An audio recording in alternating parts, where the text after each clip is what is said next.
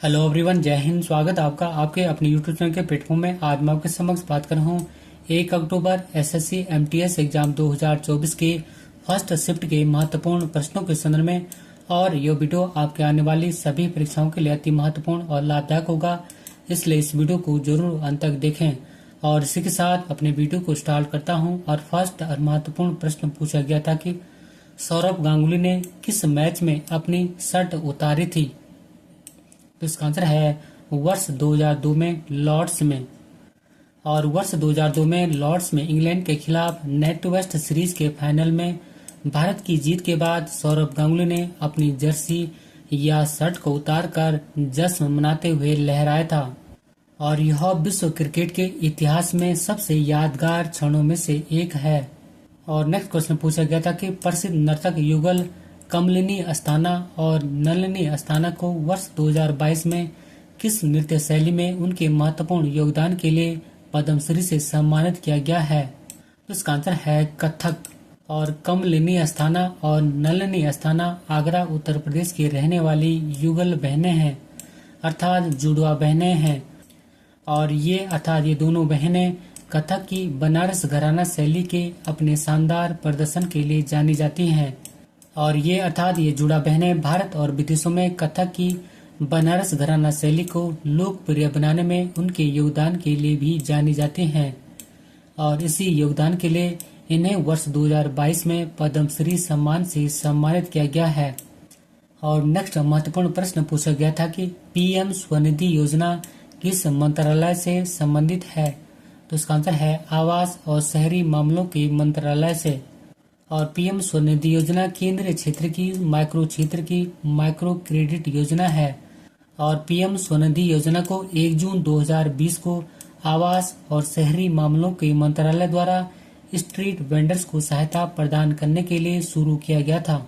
और नेक्स्ट महत्वपूर्ण प्रश्न पूछा गया था कि वर्ष 2021 T20 क्रिकेट विश्व कप में भारतीय रेफरी कौन थे। इसका आंसर है जवागल श्रीनाथ। और जवागल श्रीनाथ वर्ष 2021 T20 क्रिकेट विश्व कप में भारत के मैच रेफरी थे। और जवागल श्रीनाथ भारतीय क्रिकेट टीम के पूर्व तेज गेंदबाज हैं।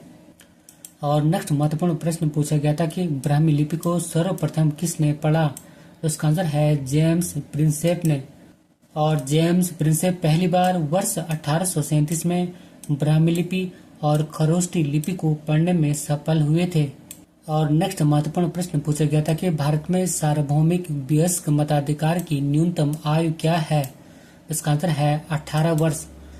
और सार्वभौमिक वयस्क मताधिकार से आशय है कि सभी वयस्क नागरिकों को बिना किसी भेदभाव के मत देने का अधिकार है, अर्थात 18 वर्ष या उससे अधिक की आयु के नागरिकों को मत देने का अधिकार है। बात करें मैं महत्वपूर्ण नोट पॉइंट के संदर्भ में, तो 61वें संविधान संशोधन 1989 के द्वारा मतदान की आयु को 21 वर्ष से घटाकर 18 वर्ष कर दी गई थी। और ये पॉइंट भी कई बार एग्जाम में पूछा जाता है।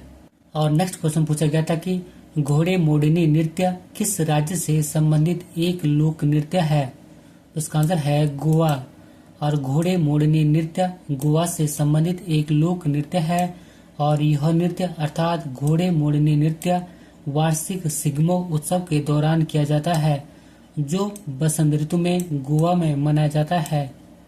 बात करूं मैं गोवा के अन्य महत्वपूर्ण लोक नृत्यों के संदर्भ में, जैसे तरंगमेल नृत्य, कोली नृत्य, देखनी नृत्य, फुगड़ी नृत्य, सिग्मो नृत्य आदि। और ये फुगड़ी नृत्य एसएससी सीजल में भी पूछा गया था। और नेक्स्ट क्वेश्चन पूछा गया था कि हॉर्नबिल फेस्टिवल किस राज्य में मनाया जाता है। इसका आंसर है नागालैंड राज्य में। और हॉर्नबिल फेस्टिवल हर वर्ष 1 से 10 दिसंबर तक पूर्वोत्तर भारत के नागालैंड राज्य में मनाया जाता है। और इसे त्योहारों का त्योहार भी कहा जाता है, अर्थात हॉर्नबिल फेस्टिवल को त्योहारों का त्योहार भी कहा जाता है। बात करूं मैं हॉर्नबिल फेस्टिवल के महत्व के संदर्भ में, तो नागा विरासत और परंपराओं की समृद्धि को संरक्षित करने, बनाए रखने और बढ़ावा देने के लिए है। और नेक्स्ट महत्वपूर्ण प्रश्न पूछा गया था कि मुगल शासक बाबर किसका अनुयायी था। इसका आंसर है ख्वाजा उबैदुल्ला अहरार का। बात करूं मैं बाबर संबंधी महत्वपूर्ण जानकारियों के संदर्भ में, तो बाबर नक्शबंदिया नेता ख्वाजा उबैदुल्ला अहरार का अनुयायी था और बाबर का वास्तविक नाम जहीरुद्दीन मोहम्मद था और बाबर भारत में मुगल साम्राज्य का संस्थापक था और बाबर ने अपनी आत्मकथा तुजुकी ए बाबरी तुर्की भाषा में लिखी थी। और ये सभी पॉइंट आने वाले एग्जामों के लिए अति महत्वपूर्ण हैं। और नेक्स्ट महत्वपूर्ण प्रश्न पूछा गया था कि लॉर्ड वेवल के बाद वर्ष 1947 में भारत का वायसराय कौन बना था? तो इसका आंसर है लॉर्ड माउंटबेटन। बात करूं मैं महत्वपूर्ण जानकारियों के संदर्भ में, तो लॉर्ड माउंटबेटन ब्रिटिश भारत के अंतिम वायसराय थे और उन्होंने वर्ष 1947 से वर्ष 1948 तक इस पद पर काम किया था, अर्थात वायसराय के पद पर काम किया था। और लॉर्ड माउंटबेटन स्वतंत्र भारत के पहले गवर्नर जनरल भी थे और जबकि भारत के प्रथम वायसराय लॉर्ड कैनिंग थे और भारत के पहले governor general Lord William Bentinck थे। और ये पॉइंट भी कई बार एग्जामों में पूछे जाते हैं। और नेक्स्ट महत्वपूर्ण प्रश्न पूछा गया था कि घाटा किस अवधारणा में आता है? उसका आंसर है वित्त, अर्थव्यवस्था और व्यापार की अवधारणा में। और नेक्स्ट महत्वपूर्ण प्रश्न पूछा गया था कि बावड़ी क्या है? तो इसका आंसर है जल एकत्रित करने का एक पारंपरिक तरीका, अर्थात बावड़ी जल एकत्रित करने का एक पारंपरिक तरीका है। और नेक्स्ट महत्वपूर्ण प्रश्न पूछा गया था कि बीदर किला का आकार कैसा है? तो इसका आंसर है सम चतुर्भुज या आयताकार। और बीदर का किला कर्नाटक राज्य के बीदर में स्थित है और बीदर का किला का निर्माण बहमनी वंश के अहमद शाह वली बहमनी ने किया था। और नेक्स्ट महत्वपूर्ण प्रश्न पूछा गया था कि छिपकली का खून कैसा होता है? तो इसका आंसर है ठंडा, अर्थात छिपकली का खून ठंडा होता है। और नेक्स्ट महत्वपूर्ण प्रश्न पूछा गया था कि सैलामेंडर और घरेलू छिपकली में अंतर उनके निवास स्थान के अलावा क्या है? तो इसका आंसर है पर्यावास या प्राकृतिक वास। और सैलामेंडर आमतौर पर पानी के पास या नम आवासों में पाए जाते हैं, जबकि छिपकली पूरी तरह से स्थलीय होती है। और नेक्स्ट महत्वपूर्ण प्रश्न पूछा गया था कि निम्न में से कौन सा अरविंद अडिगा का उपन्यास है? तो इसका आंसर है द व्हाइट टाइगर। बात करूं मैं अरविंद अडिगा के अन्य महत्वपूर्ण उपन्यासों के संदर्भ में, तो जैसे कि फर्स्ट है सिलेक्शन डे और सेकंड है लास्ट मैन इन टावर। और नेक्स्ट महत्वपूर्ण प्रश्न पूछा गया था कि राजन और साजन मिश्रा किस घराने से संबंधित हैं? तो इसका आंसर है बनारस घराने से। और नेक्स्ट महत्वपूर्ण प्रश्न पूछा गया था कि APJ Abdul Kalam life time achievement award 2023 से किसे सम्मानित किया गया था? तो इसका आंसर है टीके रंगराजन को। और सीपीएम के पूर्व राज्यसभा सांसद टीके रंगराजन को doctor APJ Abdul Kalam life time achievement award 2023 से सम्मानित किया गया था। और नेक्स्ट क्वेश्चन पूछा गया था कि अगर किसी जगह बाढ़ आ जाए और रेत जमा हो जाए तो पौधे किस कारण से खत्म हो जाते हैं? तो इसका आंसर है ऑक्सीजन की कमी से। और बाढ़ के पानी में लंबे समय तक डूबे रहने से पौधों की जड़ों को ऑक्सीजन नहीं मिल पाती, इससे जड़ों की कोशिकाएं मर जाती और पौधे मुरझा जाते हैं। और नेक्स्ट महत्वपूर्ण प्रश्न पूछा गया था कि किस वर्ष में भारत ब्रिटिश ताज के प्रत्यक्ष शासन में आया था? इसका आंसर है वर्ष 1858 में।